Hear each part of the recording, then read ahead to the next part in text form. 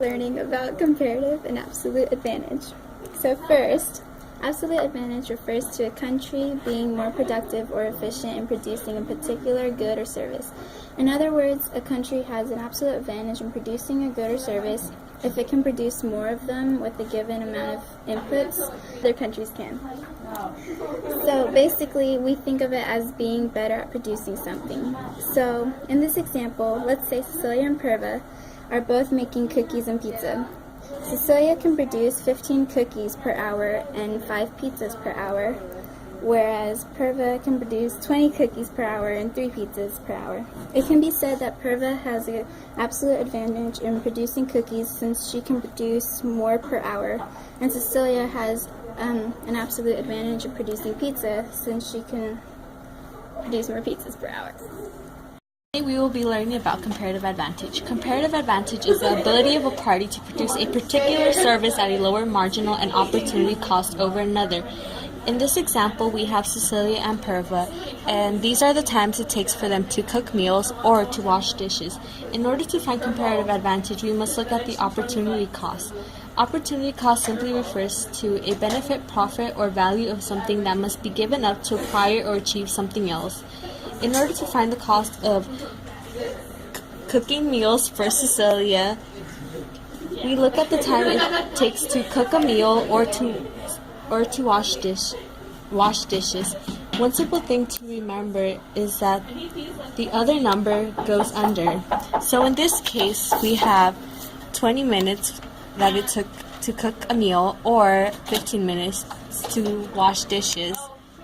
So, if we apply what we just learned where the other number goes under, it would be 20 over 15. And this would give us 4/3. Now, to look at the time and the opportunity cost of washing dishes in comparison to cooking meals, we would simply do the same thing. So, it would be the other number goes under, and it would be 15 over 20. This would give us 3/4. And now, to find Perva's opportunity cost for cooking meals or washing dishes. In this case, for cooking meals, the other number goes under, so it would be 30 over 10, which equals 3. And to find the opportunity cost of washing dishes, we could do the other number goes under. So in this case, we would do 10 over 30, which equals 1/3. And now we have found the opportunity cost of Cecilia and Perva. And now it is easier to compare who has the comparative advantage in either cooking meals or washing dishes. Since Cecilia has an opportunity cost of 4/3 and Perva has an opportunity cost of 3, it is easy to notice that Cecilia has a comparative advantage in cooking meals.